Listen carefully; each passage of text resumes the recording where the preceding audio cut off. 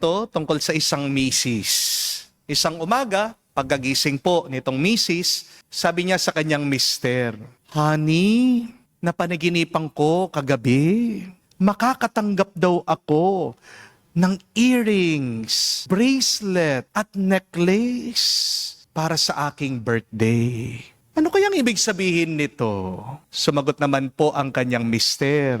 Sabi niya, "Hintayin mo, malapit ng birthday mo, may surprise para sa'yo." Kaya ito pong misis, sobrang excited niya. Kinwento po niya sa kanyang mga amigas. Nag-shopping po siya ng bagong damit para sa kanyang special day. Grabe po yung anticipation nitong babae. Dumating po ang araw ng kanyang birthday at ang kanyang mister may dala-dalang package para po sa kanya. Binigay dito sa misis. Kinikilig pa itong babae nung pagkatanggap niya doon sa regalo. At mangiyak-ngiyak pa siya, natouch siya. At pagkatapos po kumanta ng happy birthday itong mister, sabi niya, "Oh, buksan mo na." Pagkabukas po, alam niyo po kung ano nakuha niya? Tadan! Libro. Ano po ang title? How to Interpret Dreams. Tama nga naman po yung mister, di po ba? Nagtatanong ito pong babae, anong ibig sabihin ng panaginip niya? Ayan, binigyan ng libro, imbis na necklace, earrings at bracelet. Pero ang nakakatawa, di po ba? Hindi gets nitong mister, nitong lalaki. Hindi po ba? Ganyan din madalas. Tayong lahat, minsan, hindi rin nating gets. Nananaginip tayo, pero hindi natin maintindihan. Hindi natin maunawaan ano ang kahilingan, ano ang kagustuhan ng Diyos. Kaya minsan, mali ang inaasahan, mali ang direksyon, mali ang interpretasyon. At ito po ang malaking problema ng napakaraming tao ngayon. Hindi natin nauunawaan minsan ang panaginip na gusto ng Diyos para sa atin. Kapatid, 3 paalaala, 3 aral para sa pangatlong araw ng ating simbang gabi ngayon. First, dream with God, not against God. Sino po sa tingin niyo ang pinakamahirap na tao? Yung po bang walang pera? Yung po bang maraming utang? Yung po bang walang matirhan? Walang puhunan? Sino po? Hindi po yan. Sino ang talagang mahirap? Sila po yung walang pangarap. Amen? Remember that, my dear friends. A poor man is not a man without money. A poor man is a man without dreams. Kapag wala kang pangarap, kahit na may pera ka, hina ang iyong loob. Mababa ang kumpiyansa mo at lumiliit ang mundo mo. Pero kapag meron kang pangarap sa buhay, lalong-lalo na kung ito ay pinapangarap ng Diyos para sa iyo, lumalawak ang iyong mundo. Tumitibay ang tapang mo at lumalakas ang loob mo. Tingnan niyo po si San Jose sa ating nabasang ebanghelyo. Ang buong buhay niya ay nagbago dahil pumasok ang Diyos sa panaginip niya. At sa panaginip po ni San Jose, anong sabi ng anghel sa kanya? "Jose, huwag kang matakot." Mga kapatid, marami tayong mga hindi ginagawa dahil takot tayo. Pero ang takot mo ay mawawala lang kapag ang Diyos ay kasama mo. Lalong-lalo na pag sinama mo ang Diyos sa mga plano, pangarap at panaginip mo. Isama mo ang Diyos sa iyong pangarap. Gaganda ang buhay mo. Bubuti ang iyong nararamdaman at magtatagumpay ka. Amen? But secondly, remember this. When you lose the capacity to dream, you lose the capacity to love. Si Pope Francis po ang nagsabi niyan. Ang taong walang panaginip ay taong hindi nagmamahal. Kung nagmamahal ang isang tao, siguradong mangangarap siya. Siguradong may panaginip siyang maganda. Kung nagmamahal ang isang estudyante, panaginip niyang makatapos makapag-graduate siya. Di po ba? Kung nagmamahal ang isang magulang, pangarap niyang mapatapos ang kanyang mga anak.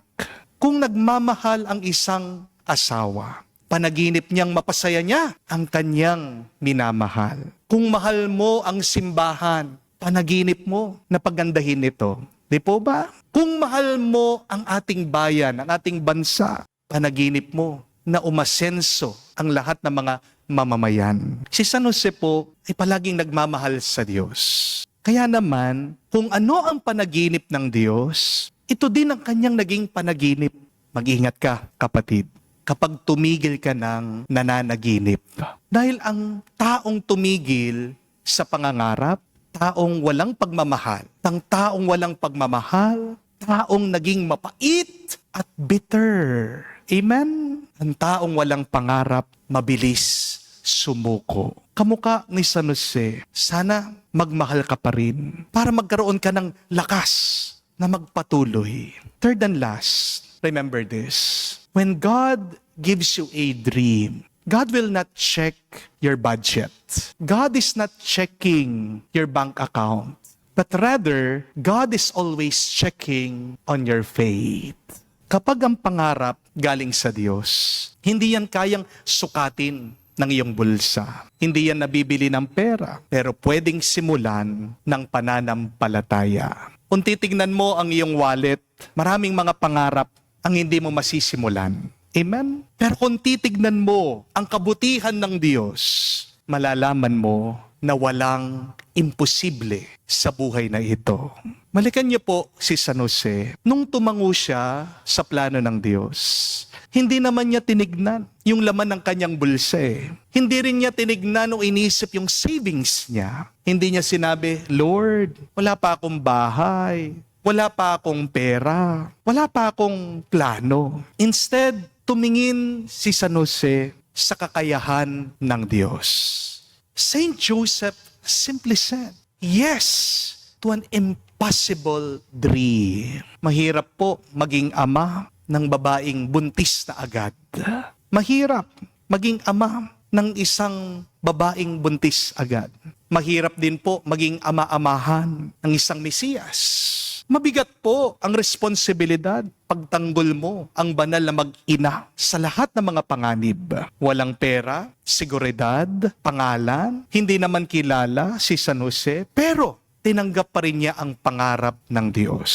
Kung makwenta lang siguro si San Jose, sana wala tayong manunubos.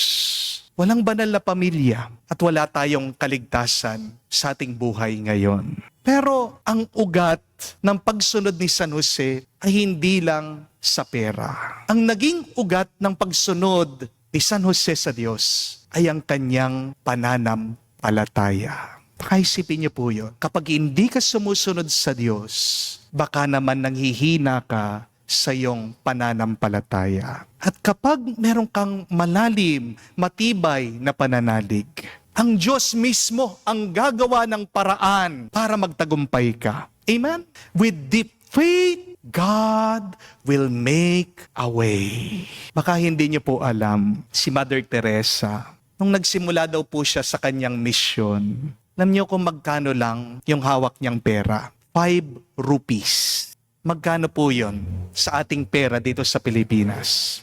5 rupees, katumbas po ng 3 pesos. Wow! 3 piso lang ang hawak noon ni Mother Teresa. Nung naisipan niya, umalis sa kanyang kumbento para alagaan yung mga pinakamahirap doon sa Calcutta, India. Wala din po siyang bahay na matutuluyan. Wala po siyang mga donors na tutulong sa kanya. Wala po siyang organisasyon. Mag-isa lang siya. Sabi nga po ng mga tao kay Mother Teresa, imposible ang pangarap mo. Pero alam niyo po kung anong sagot ni Mother Teresa? Gawain ito ng Diyos. Hindi ko lang trabaho ito. At bago po pumanaw si Mother Teresa, ano ang nangyari? Yung dating maliit na pangarap niya, lumaki. Yung kanyang congregation, nagkaroon po ng 610 missions throughout all the world. In 132 countries. Dumami po yung mga madre na naglilingkod para sa mga mahihirap. Tingnan niyo po yun, mga kapatid. Nag-umpisa sa walang-wala, pero pagkatapos ng lahat, napakalaki. Ang imposible ay nangyari. Natandaan niyo po, mga kapatid, ang pangarap minsan hindi tumutugma sa laman ng bulsa, pero tumutugma palagi ito sa puso ng Diyos. Kaya sinasabi ko po sa inyo, mga kapatid, tigilan nyo ng tinitignan ang inyong mga utang. Huwag mong sasabihin na wala kang pera, walang laman ang iyong pitaka. Huwag kang malulungkot dahil kapos ka ngayon. Dahil kapag nanalig ka sa Diyos, bibigyan ka niya ng budget para maabot mo ang pangarap mo at ang pangarap niya. At pagkatapos ng lahat, may sobra pa. Amen? Kaya nga po, mga kapatid, pagpatuloy po natin ang ating pagdarasal. Naway matuto tayo kamukha ni San Jose na makinig at sumunod sa pangarap ng Diyos. Hindi ka magkakamali at mas pagpapalain ka pa niya. Unahin mo ang panaginip ng Diyos. Magmahal ka habang nangangarap ka. At umasa ka na bibigyan ka ng may kapal. Hindi lang sapat na grasya, kundi sobra-sobra para makamtan mo hindi lang ang iyong panaginip, kundi pati ang kanyang panaginip para sa iyo at para sa ibang tao. Sundin natin ang halimbawa ni San Jose. Maging masunurin tayo sa Diyos because there is a great reward and blessings for people with obedient hearts. Patulong po tayo sa banal na misang ito. Sabihin natin kay San Jose, San Jose, panalangin mo kami, gabayan mo kami, ngayon at magpakailanman. Amen. Tumayo po tayo. Alay po natin sa Diyos ang ating mga dasal at panalangin